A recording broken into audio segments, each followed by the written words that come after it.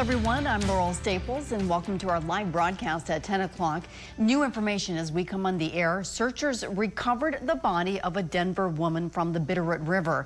The Ravalli County Sheriff confirms 26-year-old Paige Tomberlin was located in the same logjam where she was last seen when her kayak capsized. The accident happened near the Poker Joe fishing access site on Saturday.